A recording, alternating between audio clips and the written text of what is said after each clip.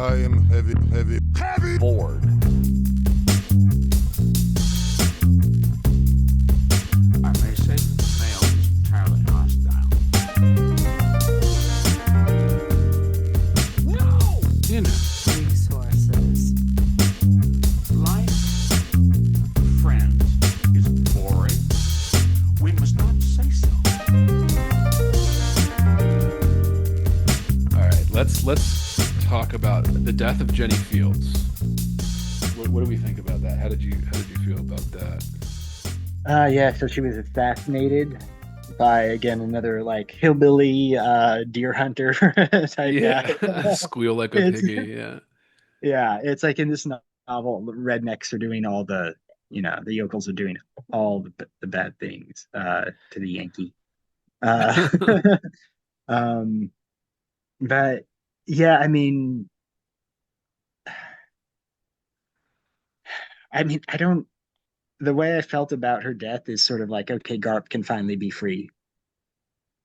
Like because I think I mean, he loved his mother so much, but I think her and her ideas were the ones that were actually like harming him.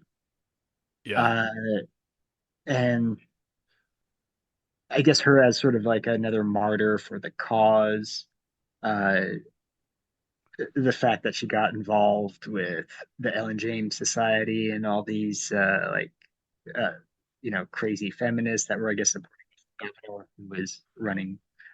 And that's where she got shot, is at a campaign rally, I believe. It's Campaign just rally for a governor that was like one of the first women running for governor in New Hampshire or something. yeah, and I mean, she died by the live by the sword, die by the sword in a way. Like And her, yeah, the feminism kind of caused her assassination. and she died being used as a prop for this woman's gubernatorial campaign. Like, Yeah, for politics, more. yeah, Yeah. as a prop for not even like, yeah, she was Hmm. just there to be like an endorser, like a Beyonce at Kamala Harris rally or whatever. But Yeah. much more sinister because Beyonce, while of course you could say there's some feminism in it, not quite like what Jenny Fields is supposed to be in this novel, which is supposed to be more like an Andrea Dworkin kind of figure or a Betty Friedan figure. Hmm. Uh, Not like a sexual icon like Beyonce has always been her whole career or something. But yeah, I mean, just like celebrity style endorsement. And yeah, I don't know. I thought the assassination of Jenny was really good. I really liked it. And I mean, at this point in the novel, like everything was just churning for me. And I was reading through. But yeah, I was like, man, the death of Jenny Fields, it kind of felt like, of course. But of course, even that scene, right? Like, who tells Garp about it? Well, it's Roberta calling from across the world because they're in Europe at the time, Garp and his family. And Roberta says on page 414, I didn't want you to see it on the show, Roberta was saying. If it would be on TV over there, I couldn't know for sure, or even the newspapers. I just didn't want you to find out that way. Who won? Garp asked lightly, though he knew that this call had little to do with the new or old governor of New Hampshire. She's been shot. Your mother, Roberta said. They've killed her, Garp. A bastard shot her with a deer rifle. Who? Garp whispered. A man, Roberta wailed. It was the worst word she could use. A man. A man who hated women, Roberta said. He was a hunter, Roberta sobbed. It was hunting season, or it was almost hunting season, and no one thought there was anything wrong about a man with a rifle. He shot her. Dead, Garp said. I caught her before she fell, Roberta cried. Yeah, and it said, did they get the man? Garp asked. Someone shot him, or he shot himself, Roberta said. Dead? Garp asked. Yes, the bastard, Roberta said. He's dead too. Yeah, yeah. Yeah, I mean, of course, yeah, it's always it goes back to the fact that it was a man that shot her. And it's interesting in that very same conversation, and I wanted to get to you about this with the kind of the Garp is being told that he can't even go to his mother's funeral, Yeah. that he can't even attend it because he's a man. No other reason. He's more connected to this woman than any of these other people that are using her as a prop or a symbol or just like her attitude or her book. He's her child, like flesh and blood, and they're saying that he's not allowed. Yeah, And I mean, it's it gets to the point where he's like, okay, I'm gonna dress up as a woman to attend my mother's funeral, and that's another one of those things where it's like he's a victim of feminism, Yeah. like, and feminism is turning a man into a woman. He has to dress up as a woman in order to go to this funeral because he's feminist. Or like, no, this is a female only funeral. Like, no men allowed. He has to degrade Uh, himself and his sexuality and who he is. He has to be somebody else. He has to perform in order to just see his mother's funeral. I think people don't talk about that enough. But yeah. even that, like Roberta's initial reaction, I'm her only family, Roberta, Garp said. You tell them that. She meant a lot to a lot of us, Roberta said sharply. And that's what I mean. Like, you imagine saying that to Mhm. somebody's child after they die, that Yeah. because you were good friends with this person and liked what they said about politics, that you get to say that she meant like just as much to you. Like, Mhm. no, you don't get to do that. But apparently you do if you're feminist enough, or if you take the right amount of hormones in the case of Roberta here and pretend, play act as a woman. And she said, she meant a lot to a lot of us, Roberta said sharply. Yes, and it got her killed, Garp thought, but he said nothing. Yeah, I mean, it just goes back to this like Yeah. uh, this feminist idea of like being anti-family, anti-nuclear family, um, and uh, more in favor of this like, oh, humanity is your family. It's human society. That's your family. Like, it's not like, someone you marry and have a child with, and that's your family. No, it's like, these other people you meet and have like political alliances with are your family. And that's kind of what feminism, the second wave feminism was. And Irving is clearly criticizing. That, and I Um, just the very next page is where they're talking about this stuff. Please, Roberta, Garp said, you're my best friend. I'll tell you who's to blame, Roberta said. It's men, Garp. It's your filthy, murderous sex. Again, not hers anymore, right? But Garp's only. If you can't fuck us the way you want to, you kill us in 100 ways. That's what she's saying to this guy, giving him the news that his mother's dead. Not me, Roberta, please, Garp said. Yes, you too, Roberta whispered. No man is a woman's friend. I'm your friend, Roberta, Garp said. And Roberta cried for a while, a sound as acceptable to Garp as rain falling on a deep lake. It just, yeah. yeah, I mean, yeah, John Irving's clearly criticizing but like to have her say that, like, I mean, no one Yeah. in the '70s would like think that that.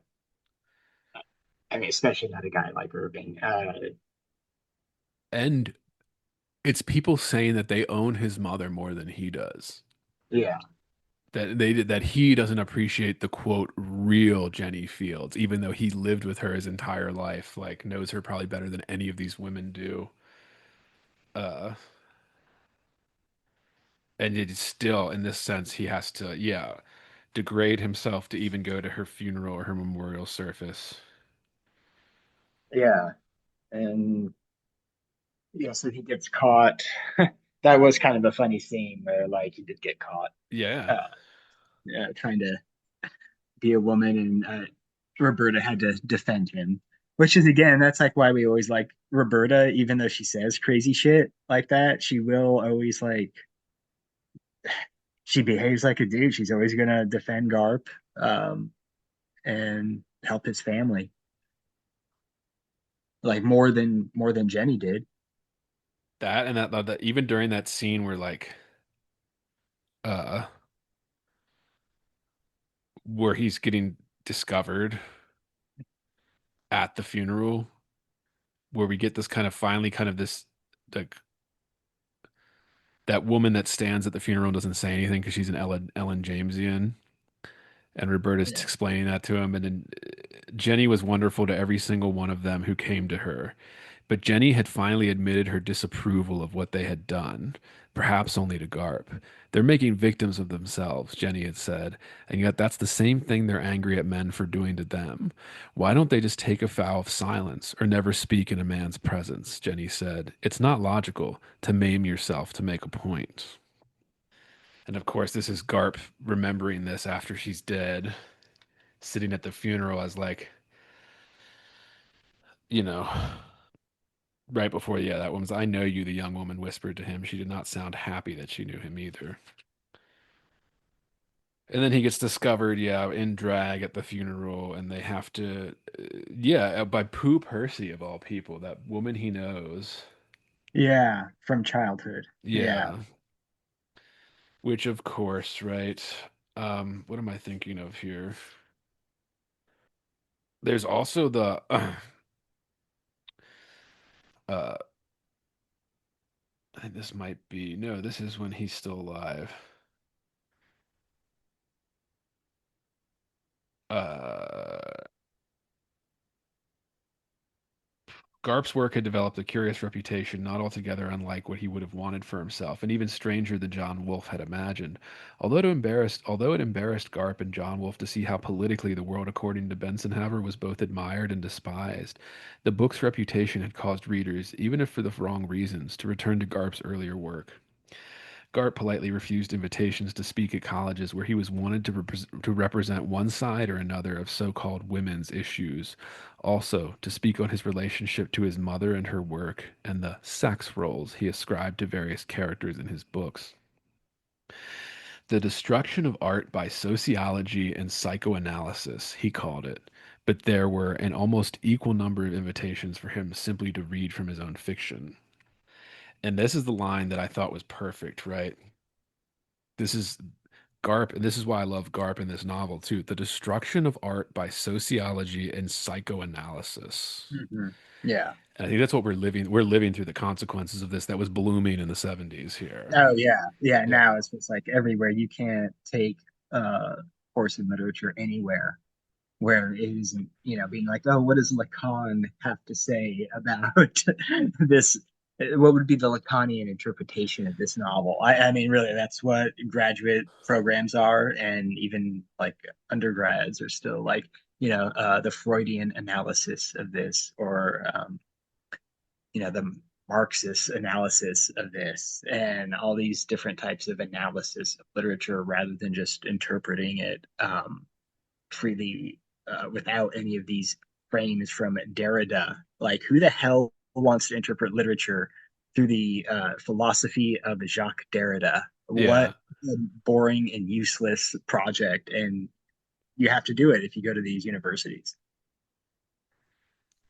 Yeah. And this is something that I've obviously been railing against through this entire podcast, where there is even something that you said Marxist, I think a majority of literary criticism now, published in the most prestigious publications on earth, listeners, is some vague class analysis, which is a Marxist framing. It is a political framing on the books.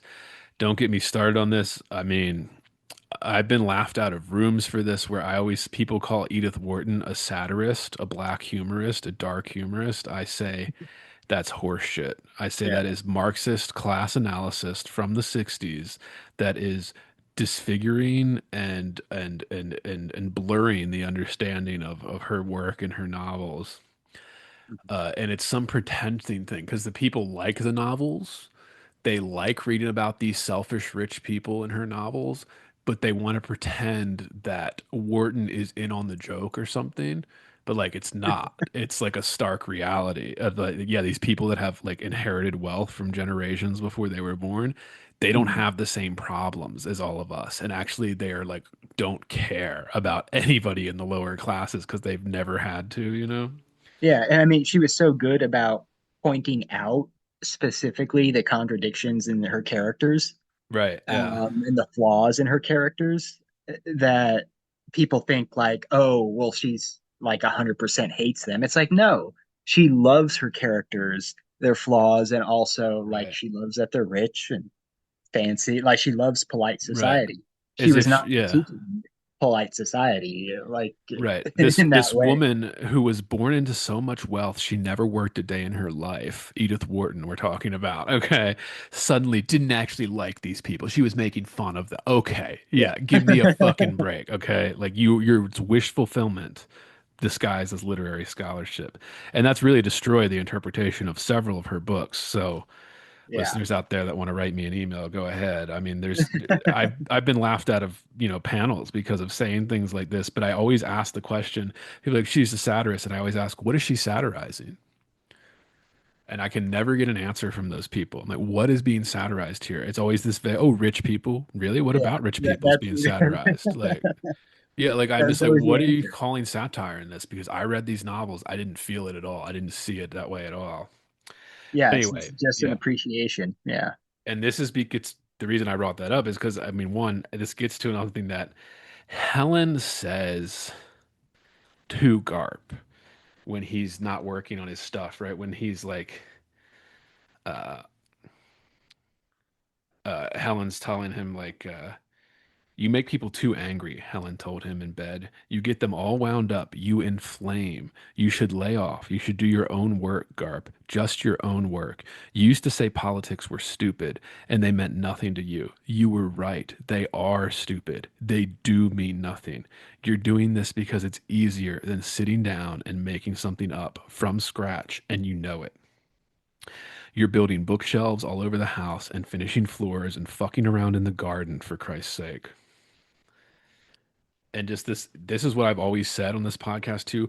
The reason we have this political obsession right now, particularly when it comes to literature, is because talking about politics is easier than talking about the careful, complicated characters that have been that Irving crafted in this that isn't so black and white. Mhm. It's easier to put a political framework on top of this the way Irving does in the introduction here and just dismiss certain things, certain behaviors, whatever that don't line Yeah. up. It's easier to talk about that than it is to talk about why this novel is still so popular, why this novel struck a chord. It's always politics is easier than making something up from scratch creatively. So you can talk about political things, uh, uh, and you don't have to do as much creative work. Uh, it's just, yeah. And I But think I that mean, we're suffering from that. Yeah. but in a way, this is a novel about politics in a way that is anti-feminist. And I mean, I think Irving distances himself from that because he wants to appear to be like this. Oh, I'm a modern man. I'm a progressive, right? That word progressive, like, oh, I Yeah. believe in modern values. I'm not old fashioned. Like I was raised in the 60s, so we were supposed to be, open to everything. So this is why 40 years later, I have to create a new framework around what my novel was about. Yeah, absolutely. And this is and that's another quote that talks about like the enemy of art and enemy of artists. I think it's John Wolfe talking about Garp towards the end here, uh, where Wolfe says assassination, in Wolfe's opinion, was an increasingly popular amateur sport of the times, and political true believers, as he called nearly everybody, were always the sworn enemy of the artist, who insisted, however arrogantly, on the superiority of a personal vision. Mm-hmm.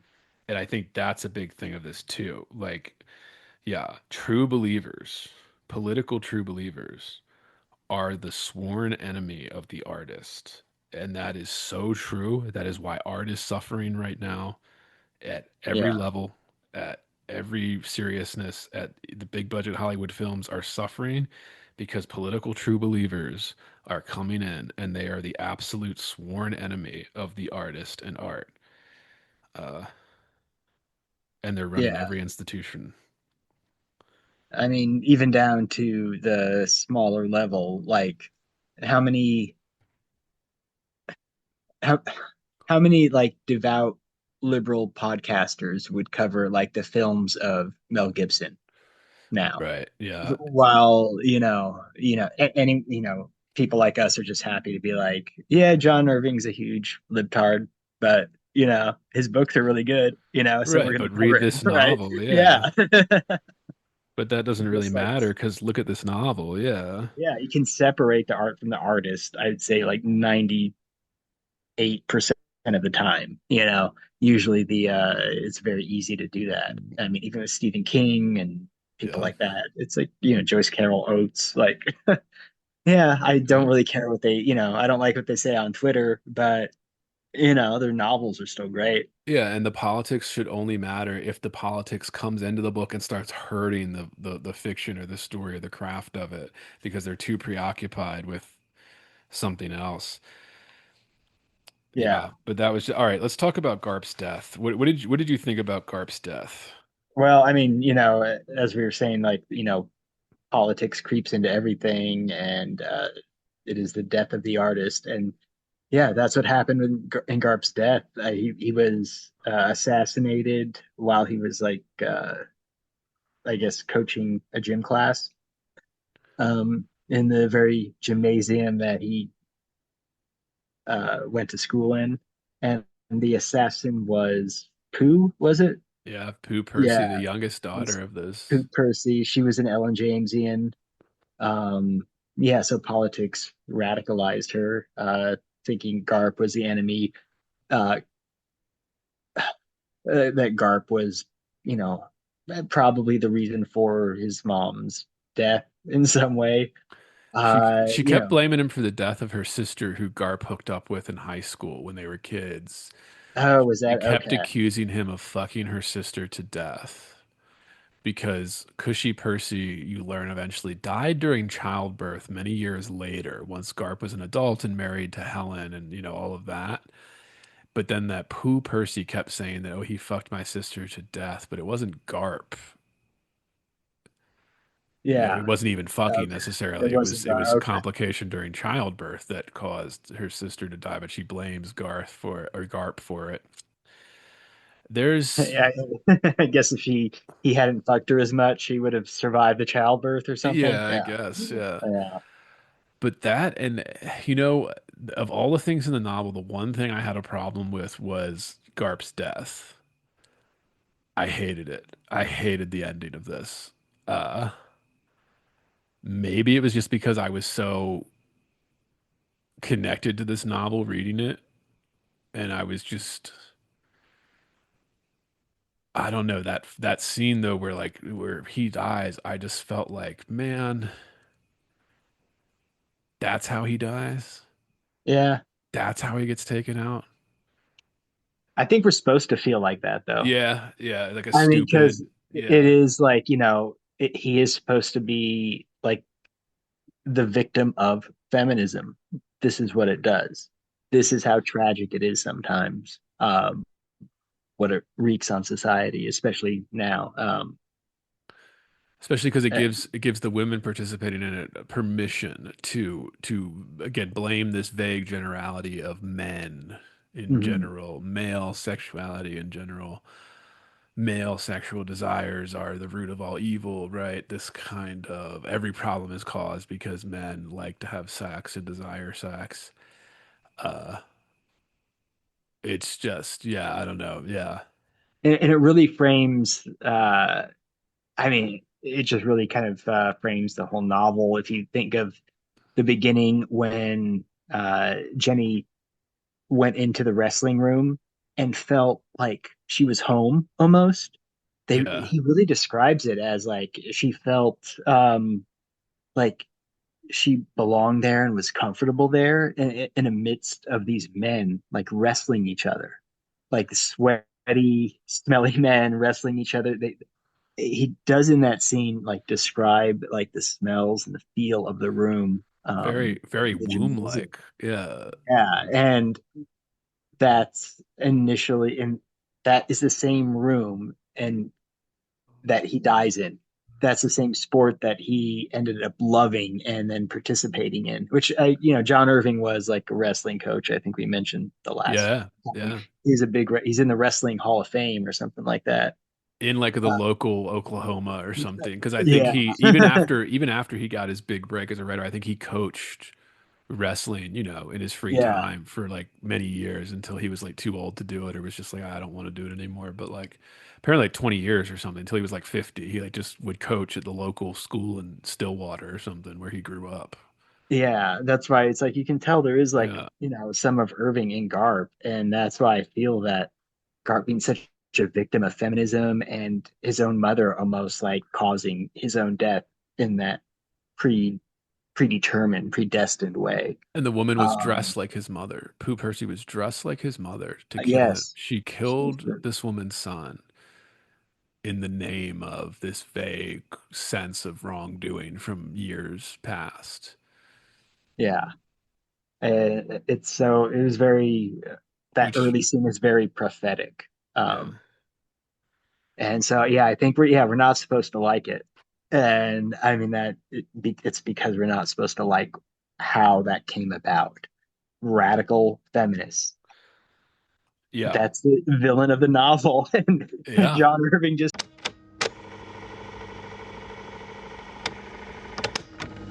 If you're hearing this, it's because you are listening to the free public feed of Heavy Board. To get complete, uncensored, uninterrupted, full access to this podcast, become a subscriber at patreon.com/heavyboard. That's right, Heavy Board is made possible by subscribers like you. For less than 1 cup of coffee per month, you will receive private access to uncensored, full-length episodes, Jerk Shop, heavy bonus content, subscribers-only AMA episodes, bonus extended interviews, and more. Come join the conversation today at patreon.com/heavyboard.